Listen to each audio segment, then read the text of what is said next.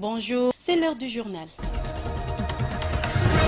Le regain d'activité politique qui caractérisait la ville de Ziguinchor, sacrifié sur l'autel des déceptions, les dernières législatives et le dernier remaniement ministériel ont écorché les ambitions politiques des uns et des autres au point de les pousser hors de leur base politique.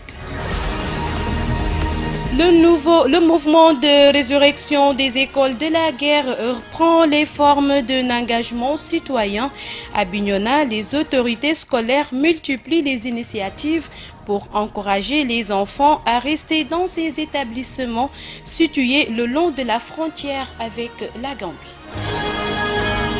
L'actualité internationale présentée en bref et en images et la revue de presse, l'invité de la rédaction également, mettront fin à cette édition présentée par Eva Sagna, mise en onde par Mafou Kouyaté.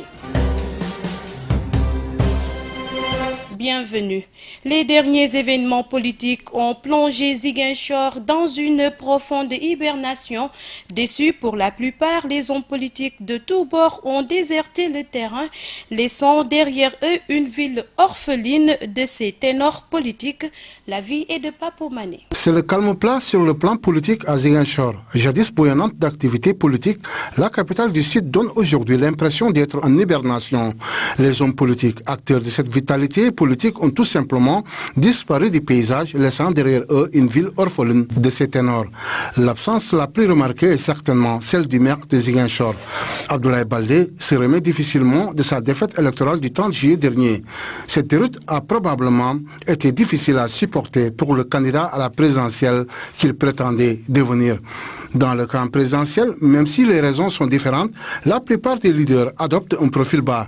Benoît Sambou et Doudouka donnent l'impression de tenir le coup, alors qu'en réalité, la brutalité du choc du dernier remaniement ministériel les maintient dans un état comateux, politiquement parlant.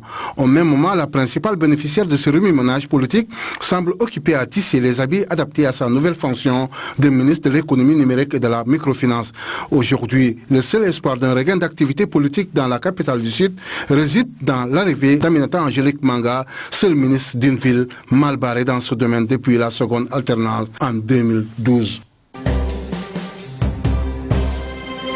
À Bignona, l'amélioration des conditions d'études au niveau des écoles situées sur la bande frontalière avec la Gambie constitue un axe fondamental dans le plan d'éducation de l'IF de Bignona. L'objectif est de maintenir la tendance qui se dégage dans cette partie pour que les enfants sénégalais continuent d'étudier dans leur pays, nous dit Lamine Badian. L'amélioration des conditions de travail dans les écoles situées le long de la frontière avec la Gambie est mise au cœur du dispositif de pilotage des autorités scolaires. Mad Faye, IF de Bignona 2. Depuis que nous sommes là, nous sommes en train de travailler pour que ces écoles-là puissent travailler dans de meilleures conditions. Nous avons fait des tournées et nous nous sommes rendus compte que dans ces écoles-là, il y avait beaucoup d'abris provisoires. Peut-être qu'immédiatement cela n'est pas dans nos préoccupations. Mais nous avons noué un partenariat avec la Fondation Kebambay qui nous a doté de 300 sacs que nous avons distribués dans toutes les écoles frontalières avec la Gambie. Et surtout appelé pour que les enfants qui sont en Gambie reviennent étudier dans leur pays. Cette volonté affichée par l'IF de Bignona 2 a convaincu plus d'eux, y compris les autorités étatiques. Aujourd'hui, la bande frontalière présente un autre visage. Abdoulaye Badji, maire de Kataba 1. Aujourd'hui, la tendance est renversée. Parce que quand vous allez à Touba Tranquille, à Dimbaya, à Bourom, et même à Kouram, ou même si l'État n'a pas encore construit, mais vous allez voir des élèves quitter la Gambie pour venir étudier au Sénégal. Nous, c'est une tendance très favorable à nous que nous saluons et que nous encourageons et nous poussons l'État à mieux encore agir. En plus de la mise en place de cadres permanents de concertation sur la question de l'école, l'IF de Bignona 2 compte aussi sur le concours d'autres structures pour que cette partie continue de redresser la pente. Mais cette année, par rapport aux résultats, il y a une nette amélioration. Il y a des écoles qui ont fait 100%. La zone de Kataba, y compris la commune de Dignaki, la commune de Kataba et de Kafountine, ont les meilleurs résultats par rapport évidemment à l'autre zone du bout. Donc nous avons continué à nouer un partenariat avec beaucoup d'organisations pour que ces écoles-là puissent bénéficier d'appui en termes de sacs garnis de fournitures, comme on l'avait fait. Ainsi, au-delà de redorer le blason de l'école dans cette zone, l'UF de Bignona 2 participe à rendre à toute une communauté sa sénégalité. GMS Bignona, Lamine Badiane. Parlons de toute autre chose. À présent, la fin de l'hivernage coïncide en général avec la récolte de la pastèque et de l'arachide. Aujourd'hui, ces denrées alimentaires inondent le marché local et sont très prisées par les Ziguinchorois, ce qui fait le bonheur des vendeurs rencontrés dans les artères de Ziguinchor. Rokhaya-Bey. En cette fin d'hivernage, certains fruits sont en phase de maturation ou à terme. C'est le cas de la pastèque. Ce fruit qui contient beaucoup de vertus inonde aujourd'hui les artères de Ziguinchor. Les vendeurs trouvés sur place voient leur chiffre d'affaires augmenter. Je rends grâce à Dieu. La vente marche très bien. On peut vendre jusqu'à 20 000 francs dans la journée. Des fois, beaucoup de nos produits pourrissent ici. Et cela, c'est une perte pour nous. Moi, je viens de Pakao, Mankono. C'est la région de Sédhiou. Vers Sédhiou. Kilo à peu près 150 départ. Actuellement, on vend le kilo à 150 francs. Et les clients disent que c'est trop cher. Mais ce n'est pas de notre faute. Dans la journée, on peut vendre jusqu'à 40 000, voire 50 000 francs. Bala 17 heures, on a 40 000 ou 50 000. En plus de la pastèque, l'arachide est aussi récolté en cette période. Seulement, le sac coûte 25 000 francs CFA, un prix jugé très élevé pour les détaillants. Le sac de l'arachide est trop cher. Je l'ai acheté à 25 000 francs.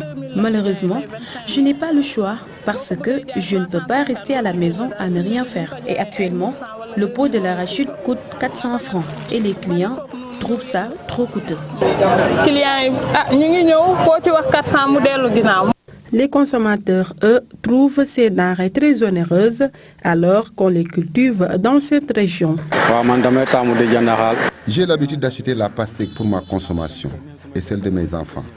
La pastèque est très bonne pour la santé. Seulement, elle est trop chère en ce moment. On vend le kilo à 200 francs. Rappelez que la pastèque permet de prévenir la déshydratation. Sa pulpe rouge permet aussi de rafraîchir et de purifier l'organisme. Tout comme la pastèque, l'arachide est riche en protéines et peut substituer à la viande ou au poisson. Premier saxophoniste du groupe de supporters Ale Casa Baye Koli se dit déçu par les dirigeants du Casa qui l'ignorent sur toute la ligne retrouvée dans le village de Mahmouda Diola où il est soumis à un traitement. L'artiste s'est confié à notre reporter Cheikh Tidiane Cissé que je vous propose d'écouter. Comme ça, j'ai dit mais le Casa a perdu. Je peux dire qu'ils ont perdu parce que si j'étais là-bas, les footballeurs auront le courage de jouer le ballon. Oui, oui. À travers votre... Oui. À travers le son de mon saxo. Oui. Donc ça manque à l'équipe. Beaucoup. Parce que je connais bien le saxo, même si elle peut me témoigner. Ah oui? Oui, mais il n'y en a pas. Il n'y en a pas. Au Sénégal. Même le Bakalama, comme vous dites là, Tchankessil là, sont derrière moi. Même si vous demandez les gens de Tchankessil, ils vont te dire que, même vous demandez l'autre là, le maire à Amadou Sadio, il me connaît très bien, même Amadjeme. Amadjeme connaît qui est Baye. Oui, oui. Baye Koli, est-ce que vous êtes prêt encore à accompagner le Casa Sport toujours? Oh, actuellement, non. Je ne peux pas retourner là-bas, bien sûr. Parce que j'ai fait là-bas 2 ans, même 1 franc, je n'ai pas eu ça. Ah oui? Billahi. Mais le comité Ale Casa a gagné, a été honoré par l'Afrique avec la CAN, meilleur groupe de supporters. Jusqu'ici, on n'a pas pensé à Baye. Rien, même 5 francs que je te dis, hein, je n'ai pas eu ça. À Ziguinchor. Voilà pourquoi j'ai démissionné. Parce que je ne peux pas aller travailler sans rien gagner. Et moi, j'ai 3 femmes avec moi. Ça m'a frappé au cœur. Parce qu'il devait faire l'union pour pouvoir diriger la Casamance. Oui, avec le football. Oui. Sans l'union, non, rien ne marche. C'était Baïkoli, saxophoniste du groupe de supporters Alekaza. Il sera l'invité de la rédaction. L'actualité internationale qui nous mène d'abord au Libéria où George Weah est en tête du premier tour de l'élection présidentielle. Un résultat qui n'inquiète pas le vice-président Joseph Boaké du Parti de l'Unité. En Irak, l'armée annonce le début d'opérations militaires ce vendredi dans la province de Kirkouk. Et enfin, aux États-Unis, Donald Trump face à la validation de l'accord sur le nucléaire iranien. Au Libéria, l'ancien footballeur George Weah est en tête du premier tour de l'élection présidentielle dans 11 des 15 régions du pays selon des résultats partiels annoncés jeudi 12 octobre par le président de la commission électorale Jérôme Corgoya. Le président adversaire de l'ancien footballeur du Paris Saint-Germain et du Milan AC, le vice-président Joseph Boakai, qui se présente pour le Parti de l'Unité, ne semble pas inquiet en ce qui concerne le résultat final. En Irak, l'armée irakienne a annoncé vendredi le début d'opérations militaires dans la province de Kirkouk. Des milliers de combattants kurdes d'Irak étaient vendredi en alerte pour se défendre, quel qu'en soit le prix, face à un éventuel assaut des forces pro-gouvernementales dans cette province septentrionale pétrolière, a indiqué un conseiller du président kurde Massoud Barzani. Et enfin, aux États-Unis, le président américain doit annoncer sa décision ce vendredi. Il devait donner son feu vert, mais risque de laisser un texte à l'arrêt. Donald Trump doit dire ce vendredi s'il valide la poursuite de l'accord sur le nucléaire iranien. Et tous les signaux sont au rouge cette fois. Le président américain doit certifier cependant devant le Congrès tous les 90 jours le texte censé garantir le caractère civil du programme nucléaire en Iran. Soit à présent le saxophoniste Baïkoli qui s'entretient avec Cheikh Tidiane Cissé. Baïkoli, on vous a connu, mais est-ce que vous, dans le Casa Sport, vous n'étiez pas footballeur, mais qu'est-ce qui fait qu'on vous a connu dans le Casa Sport? Dans le Casa Sport, j'étais le supporter des supporters. Ouais, j'ai joué le saxo pour supporter les joueurs, quoi. Ouais. En ce moment, Bokande était au terrain. Oui. Si, voilà. Et qu'est-ce que ça faisait lorsque vous jouez le saxo pour les joueurs? Qu'est-ce que ça faisait chez les joueurs? Chez les joueurs, ça leur a fait un courage, quoi. Oui. En ce moment, ils avaient le courage de jouer le football. Oui. Vous êtes le premier à jouer le saxo dans le bloc? C'est moi le premier dans toute la Casamance. Folklore, c'est moi. C'est moi qui a formé l'orchestre de Tchonkessil. Non, Bakalama d'abord derrière. Oui. J'avais 3 apprentis à Tchonkessil, mais ils sont décédés, tous. Oui.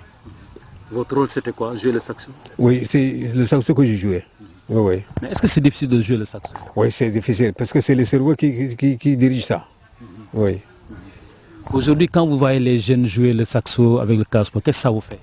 Mais les jeunes qui jouaient le saxo avec le Casasport, mais vraiment, je ne dis pas qu'ils ne connaissent pas, mais ils ne sont pas professionnels comme moi. Oui. Ça, je peux le dire. Même celui-là, il peut me témoigner. Oui. Vous avez fait toute la Casamance? Toute la Casamance. J'ai fait toute la Casamance. Oui. Dans le Caron, tout ça. Il n'y a pas un village de Caron que je n'ai pas fait là-bas. En ce moment que j'ai quitté ici pour aller à Paris. Oui. 2005. Oui, faire des concerts là-bas. Wow. Vous jouez toujours le saxo? Oui, le saxo toujours. Oui, ça y est avec moi à la maison. Seulement, je suis un peu souffrant, quoi. Voilà pourquoi je n'ai pas amené ça. Oui. Aujourd'hui, vous avez tout donné au Casasport et à la Casamance sur le plan culturel. Mais est-ce que la Casamance vous a donné quelque chose, vous, personnellement? Non, rien, zéro. Je n'ai rien eu là-bas. Mais même lorsque j'ai joué là-bas, on ne nous a même pas payé. Oui. Je suis devenu brody chez moi. Oui. Et pourquoi vous jouez pour le Casasport? Pourquoi? Parce que c'est ma région. J'aime ma région, j'aime mon pays et j'aime les footballeurs parce que ce sont mes frères. Oui. Aujourd'hui, vous vivez comment? Vous gagnez votre vie comment? Je gagne ma vie avec le saxo, mais en ce moment, mais maintenant, je peux dire que j'ai diminué. On ne peut pas dire comment. Parce que, mais actuellement, je n'ai pas eu beaucoup de cérémonies, quoi. Oui, oui. Si. Et vous avez votre groupe? Oui, oui. Mon groupe est là à Makuda. Comment il s'appelle? Il s'appelle Gere Djeme Daouda Djedjou. Oui, oui. Vous continuez toujours à jouer dans les villages? Oui, oui. Mais quelles sont les chansons que vous faites souvent? C'est quel type de chansons? Les chansons que j'ai faites dans n'importe quel village qui a les chansons, je chante ça. Vous parlez de quoi? Votre message dans le saxo? Et je parle des fois, je parle de la paix, je parle de la culture, oui, oui. Et l'union des hommes. Oui, oui. Voilà, doyen, de toute façon, le Casa Sport que vous avez connu avec Bokandé, aujourd'hui le Casa Sport qui ne gagne plus pratiquement, qu'est-ce que ça vous fait de rester de voir le Casa Sport comme ça? De rester voir le Casa Sport comme ça. J'ai dit, mais le Casa Sport a perdu. Je peux dire qu'ils ont perdu. Parce que si j'étais là-bas, les footballeurs auront le courage de jouer le ballon. Oui, oui. À travers votre... Oui. À travers le son de mon saxo. Oui. Donc ça manque à l'équipe? Beaucoup. Parce que je connais bien le saxo, même si elle peut me témoigner. Ah oui? Oui, mais il n'y en a pas. Il n'y en a pas. Au Sénégal? Même le Bakalama, comme vous dites là, Tchankessil là, sont derrière moi. La culture et le football, je peux dire que ce sont de la même famille. Oui. Ça encourage le footballeur de jouer. Okay. Oui, oui. Okay. Ça dirait, hein? Oui. Oui. Autant de Bokandé, Moditaou, tout ça, Tenikoli. Oui. Ça, c'était le grand Casa Sport. Oui. Parce que moi, j'étais présent. Oui. Je te dis que moi, j'ai fait là-bas 2 ans. Même 5 francs CFA. Je n'ai pas eu ça. Ça, c'est terrible. Oui. Voilà pourquoi j'ai démissionné complètement. Oui, oui. Merci beaucoup. Alors, Baïkoli aime la Casamance, GMS aussi aime cette région naturelle. Amis auditeurs, c'est la fin de cette édition. Merci à toute l'équipe technique et rédactionnelle de GMS FM, gms.sn également. Nous vous retrouvons demain, même heure, même fréquence. Et d'ici là, portez-vous bien et restez avec nous car tout se passe ici. Au revoir.